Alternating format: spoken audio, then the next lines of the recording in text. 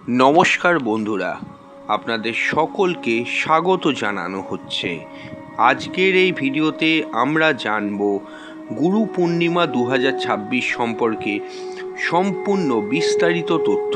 এই একটি ভিডিও দেখলেই আপনি জানতে পারবেন গুরু পূর্ণিমা 2026-এর সঠিক সময়সূচি, পূর্ণিমা তিথি কখন শুরু ও কখন শেষ হবে, গুরু পূজার শ্রেষ্ঠ সময়, এই দিনে কি খাবেন এবং কি খাবেন না, কিভাবে গুরু পূর্ণিমার ব্রত পালন করবেন, গুরু পূর্ণিমার পবিত্র ব্রত কথা, কি করবেন এবং কি করবেন না, কোন দেবতার পূজা করলে সবচেয়ে বেশি শুভ ফল পাওয়া যাবে। তাই ভিডিওটি শেষ পর্যন্ত দেখবেন। বন্ধুরা, হিন্দু ধর্মে গুরু পূর্ণিমা অত্যন্ত পবিত্র একটি তিথি। শাস্ত্রে বলা হয়েছে, গুরু ব্রহ্মা গুরু বিষ্ণু গুরু দেব মহেশ্বর, গুরু সাক্ষাৎ পরম ব্রহ্ম, তস্মৈ শ্রী গুরুবে নমঃ। অর্থাৎ গুরুই ব্রহ্মা, গুরুই বিষ্ণু, গুরুই মহাদেব এবং গুরুই পরম ব্রহ্মের রূপ। এই দিনটি মহর্ষি বেদব্যাসের জন্মতিথি হিসাবে পালিত হয়। তিনি বেদকে 4 ভাগে বিভক্ত করেন, মহাভারত রচনা করেন এবং অষ্টাদশ পুরাণের সংকলন করেন। তাই এই দিনকে ব্যাস পূর্ণিমা বলেও মনে করা হয়। এই দিনে নিজের জীবনে শিক্ষক, আধ্যাত্মিক গুরু, পিতামাতা এবং যাদের কাছে জ্ঞান লাভ করেছেন তাদের প্রতি কৃতজ্ঞতা প্রকাশ করা অত্যন্ত শুভ বলে মনে করা হয়। 2026 সালে গুরু পূর্ণিমা পালিত হবে 29শে জুলাই, বুধবার। পূর্ণিমা তিথি শুরু আগের দিন 28শে জুলাই সন্ধ্যা 6:18 এবং পূর্ণিমা তিথি শেষ হবে 29শে জুলাই 2026 রাত 8:05। গুরু পূজার সর্বোত্তম শ্রেষ্ঠ সময় হল সকাল 5:40 থেকে দুপুর 12টা পর্যন্ত। এই সময়ের মধ্যে গুরু পূজা, মন্ত্র জপ, দান এবং ব্রত পালন অত্যন্ত শুভ বলে মনে করা হয়। বন্ধুরা, গুরু পূর্ণিমার দিন ভোরবেলা ঘুম থেকে উঠে স্নান করুন। সম্ভব হলে ব্রহ্ম মুহূর্তে ঘুম থেকে উঠুন, তারপর পরিষ্কার ও শুদ্ধ জলে স্নান করুন। সম্ভব হলে গঙ্গা জলেও স্নান করতে পারেন। পরিষ্কার বা হলুদ, সাদা কিংবা গেরুয়া বস্ত্র পরুন। পূজা স্থান পরিষ্কার করে একটি পরিষ্কার আসন বিছিয়ে নিন। যদি আপনার দীক্ষাগুরু থাকেন তাহলে তার ছবি বা চরণ পাদুকা স্থাপন করুন। গুরু না থাকলে মহর্ষি বেদব্যাস, শ্রীকৃষ্ণ, ভগবান শিব অথবা আপনার ইষ্টদেবের পূজা করুন। চন্দন, ফুল, ধূপ, প্রদীপ নিবেদন করুন। ফল, মিষ্টি ও দক্ষিণা নিবেদন করুন। এরপর গুরুমন্ত্র অথবা ওং গুরুভ্যো নমঃ 108 বার জপ করতে পারেন। গুরুজনদের প্রণাম করুন। পিতামাতার আশীর্বাদ নিন। যদি কারুর পিতামাতা গত হয়ে থাকেন তাহলে তাদের কথা চিন্তা করে তাদেরকে প্রণাম জানান। গরিব মানুষকে খাদ্যদান বা বস্ত্রদান করলে অত্যন্ত শুভ ফল লাভ হয়। বন্ধুরা, এইবার আমরা জানব গুরু পূর্ণিমায় কি খাবেন।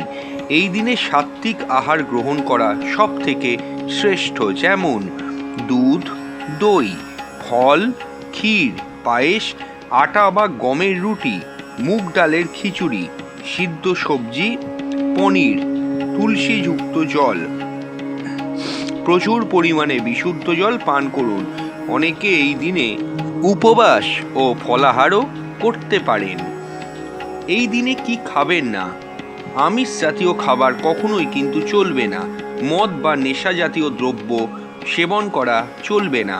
রসুন ও পেঁয়াজ, অতিরিক্ত ঝাল মশলাযুক্ত খাবার, বাসি খাবার, তামসিক আহার এই দিন যতটা সম্ভব সংযম ও পবিত্রতা বজায় রাখার চেষ্টা করুন।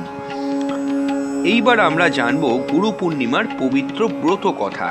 প্রাচীনকালে মহর্ষি বেদব্যাস মানবজাতির কল্যাণের জন্য কঠোর তপস্যা করেছিলেন।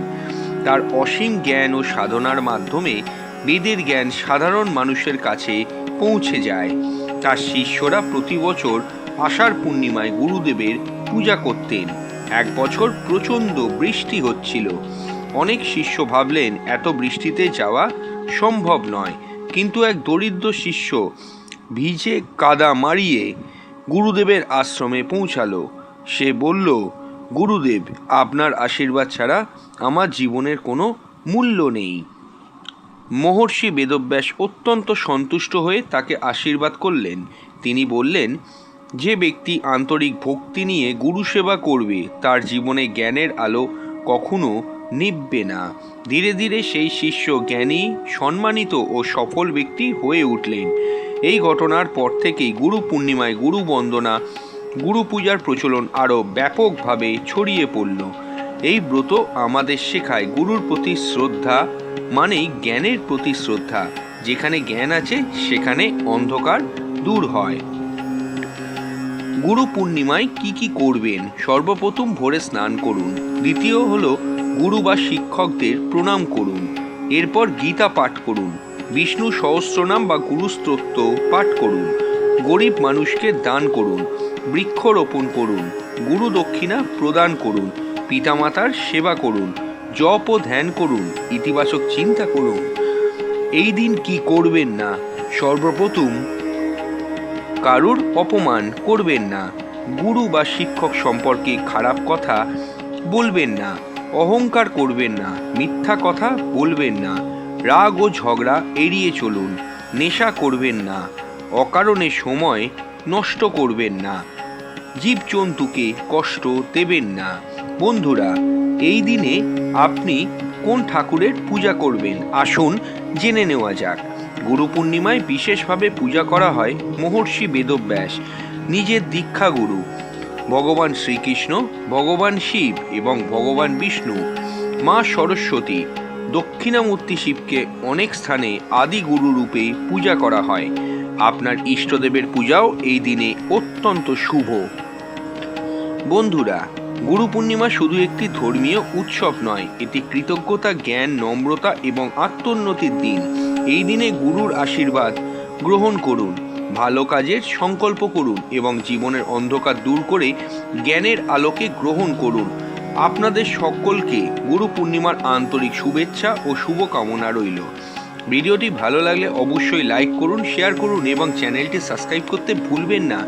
আবার দেখা হবে নতুন ভিডিওতে। নমস্কার।